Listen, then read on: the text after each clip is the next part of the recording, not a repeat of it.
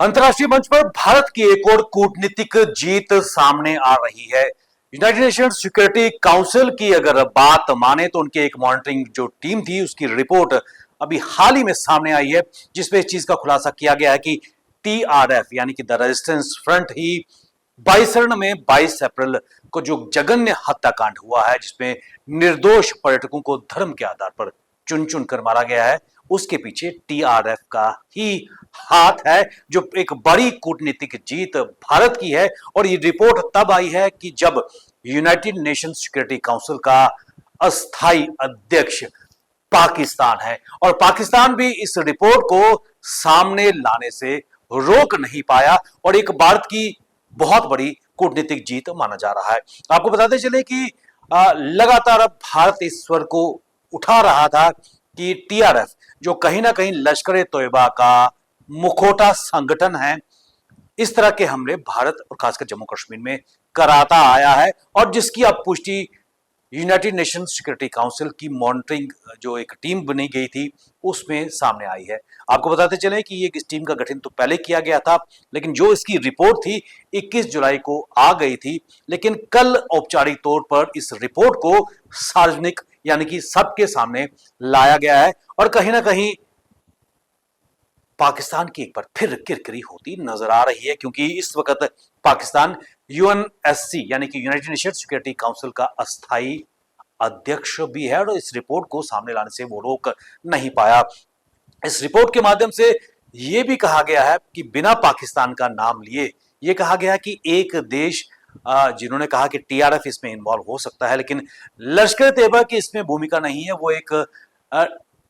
अब एक्टिव नहीं है लश्कर तैयबा, कहीं ना कहीं लश्कर तैयबा को बचाने का भी प्रयास किया गया है और इस रिपोर्ट में इस चीज का भी खुलासा किया गया है कि हमले के बाद, बाइसरन हमले के बाद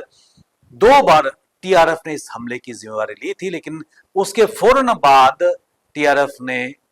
इससे इनकार भी कर दिया और एक लो प्रोफाइल में चला गया है। लेकिन आपको बताते चले कि इस पूरे रिपोर्ट में यह कहा गया है कि 22 अप्रैल को जिस प्रकार हत्याकांड वहां पर हुआ, मासूम पर्यटक जो वहां पर घूमने आए थे, सैलानियों पर चुन चुनकर धर्म के आधार पर उनको मारा गया है और इसमें टीआरएफ की जिम्मेवारी बनती है। ऐसे में पाकिस्तान की लगातार किरकिरी वैश्विक मंच पर होती आई है और पाकिस्तान हम लगातार अपने आप को ठगा हुआ महसूस कर रहे हैं और ये महत्वपूर्ण चीज, ये रिपोर्ट इसलिए भी महत्वपूर्ण है क्योंकि हाल ही में अमेरिका की तरफ से टीआरएफ को विश्व का आतंकी संगठन भी घोषित किया गया है, जो ये दर्शा रहा है कि इस वक्त न केवल अमेरिका बल्कि यूनाइटेड नेशंस के जो देश हैं वो पाकिस्तान प्रायोजित आतंकवाद को देख रहे हैं। लेकिन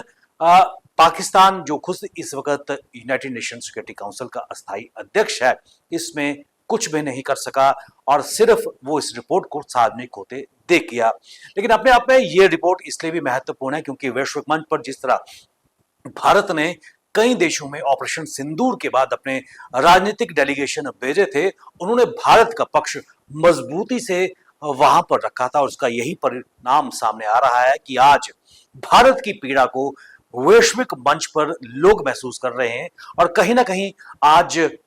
विश्व के जो देश हैं वो ये मान रहे हैं कि पाकिस्तान लगातार आतंक को प्रायोजित कर रहा है और भारत इससे प्रभावित हुआ है और आतंक को लेकर एक जीरो टॉलरेंस की नीति नजर आ रही है। लेकिन इन सब के बीच जो बदहाली की कगार पर पाकिस्तान है, इससे बाज नहीं आ रहा।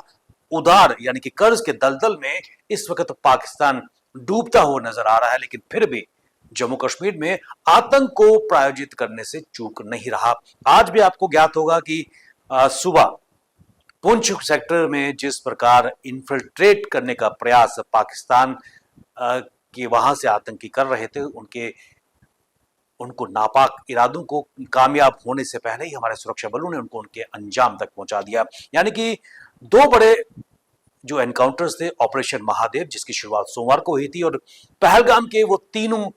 दोषी आतंकवादी जिनका ताल्लुक पाकिस्तान से लश्कर तैयबा से था, उनको उनके अंजाम तक पहुंचाया गया और एक बड़ी कामयाबी आज सुबह ऑपरेशन शिव शक्ति के रूप में पुंछ में भी देखने को मिली। यानी कि चुन चुनकर हमारे सुरक्षा बल आतंकियों को उनके अंजाम तक पहुंचा रहे हैं और वैश्विक स्तर पर भारत पाकिस्तान को बेनकाब करता आ रहा है। बने रहिए आप हमारे साथ, हमें दीजिए इजाजत। नमस्कार।